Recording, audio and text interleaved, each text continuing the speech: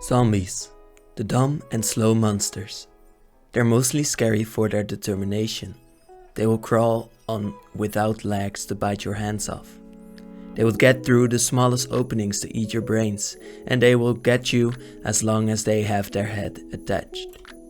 In Magic, they're often the same. Slow 2/2 monsters that are simple and mostly scary because they can be with many. They're also often sacrificed to get in for some damage, which feels much like the classical determination of a zombie. Today we will look at these zombies, some exceptions, and what zombies mean when we use them. They're more like yourself than you might think. Like and subscribe. We know the feeling of living in a pandemic. It's scary. A long time ago, no one had any idea why people would become sick. That would probably be even scarier. To give a face to these illnesses, we imagined monsters that would be the instigators of these deaths. Vampires, gods, and zombies. Some people were even comforted by the idea of their loved ones being resurrected. In what manner mattered less. Eventually, the idea of resurrection was frowned upon again.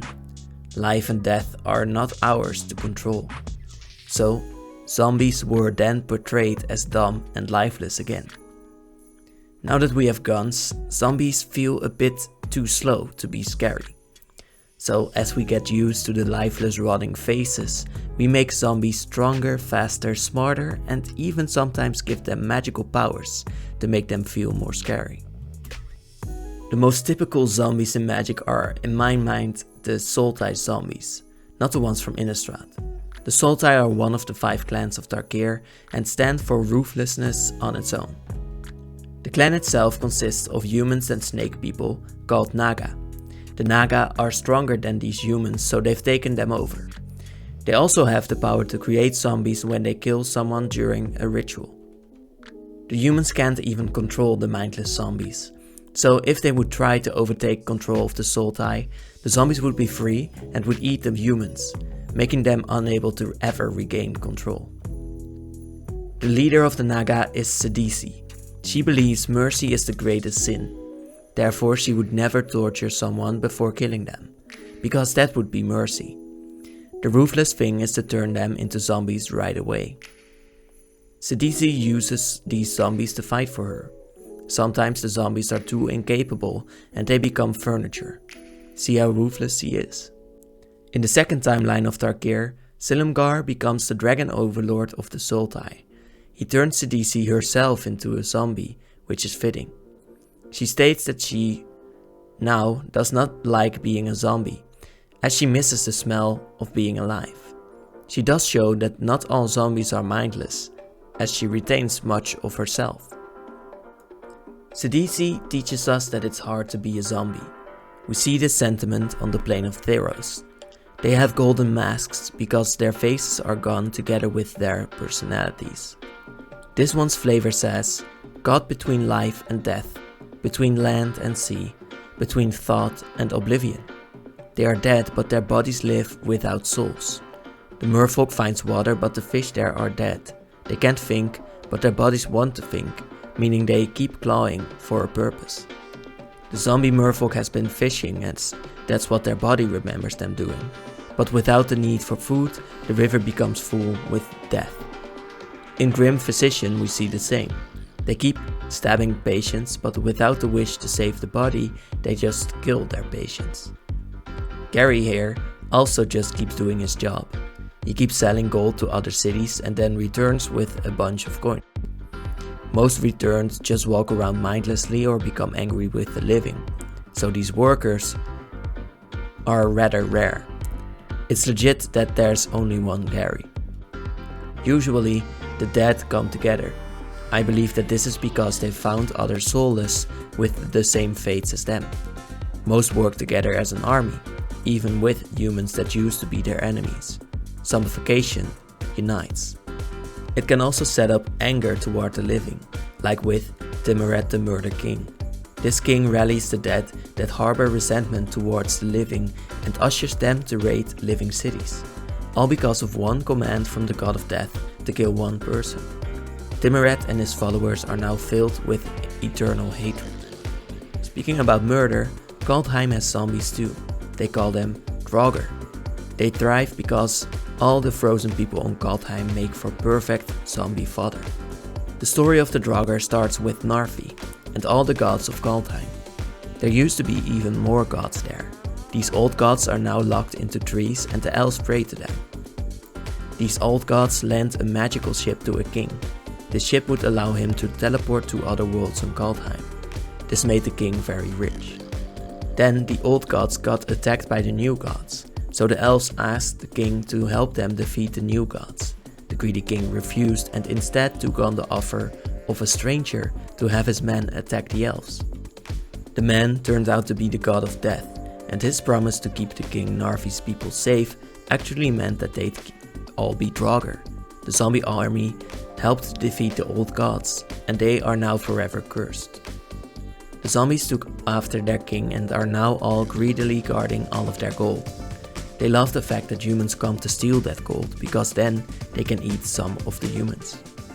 Some of the humans are spared though and brainwashed. In this way they think that they brought back loads of gold, while they actually took a few bones at most. Other adventurers will hear their stories and will follow suit. There are more types of zombies that stay with their leaders forever. Although these Golgari zombies have a lot of switching leaders, whoever is most fit to lead, leads. The Golgari have a lot of rot zombies. These guys feed on the death of the city, bringing food back into the otherwise nearly farmless Ravnica.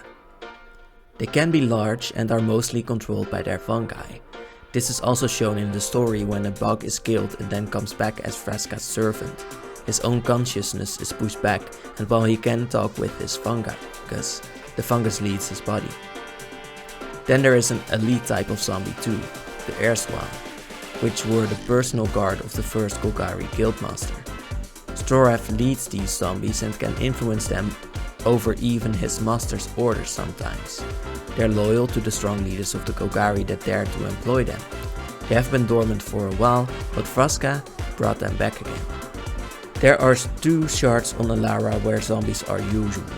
There's Grixis, which was called this way because it means trader for the knights that used to live there. Cedris, Grixis or trader king, betrayed his people for power. This is a very Grixis thing to do.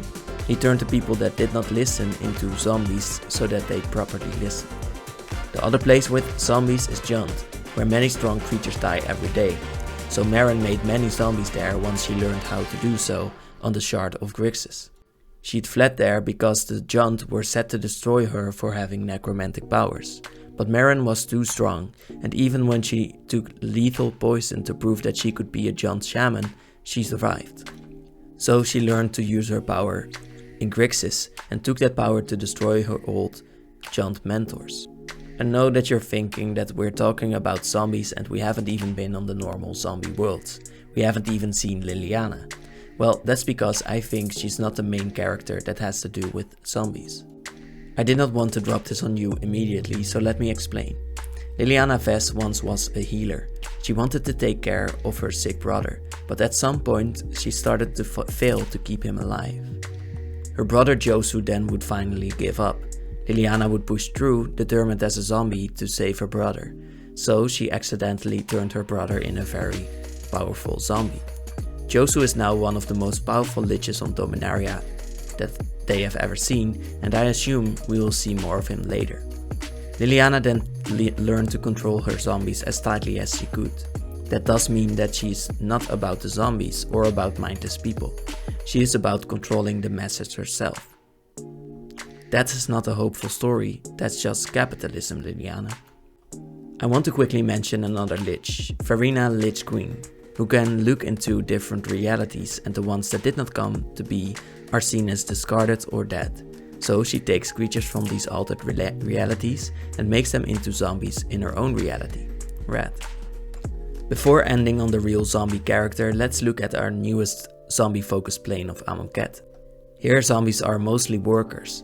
They always keep doing their jobs, showing that automation could do a lot for us and that it's not always scary. These zombies have been working here for a long time, But Nicobolus tried to make the people of Amonkhet into warriors who never stop working. They fight in perfect tandem. They're the best of generations of warriors that have withstood many trials. Most gods get turned too, at least Bantu, Kefnet, Oketra and Ronas. After Amonkhet was mostly stripped of their people, the mummies created their own society. There are some mysteries left as to how many of these zombies return to life. On Amonkhet it has to do with the corrupted ley lines of the sick world. It keeps turning the living into zombies. Another world that does this magically is Innistrad. Zombification seems to be drenched in the soil of this world. Here we see two types of zombies. We see the Skaab. These are pieces of art according to their creators like Geralf, who is a master in his craft. This is a powerful form of necromancy as you can make anything with the bodies. Geralf even learned to duplicate zombies now. Don't try to be too fancy though, or your creation will turn on you. The second kind of zombie here is the ghoul. This word comes from the word to seize in Arabic. It would be used to point to someone who is greedy. This etymology still rings true as greed is exactly what makes us zombies. Zombies don't need to breathe, enabling them to go underwater or above water if they were sea creatures before. But they do need food, and that's exactly what the ghouls of Innistrad have almost run out of. The zombies have had too many bad things happen to them. The living are dwindling and zombies are almost the only living thing in this place. But there are still sources of death elsewhere if you're creative. Ghouls eventually get resurrected, but they can be helped out of the grave by ghoul callers like Gisa.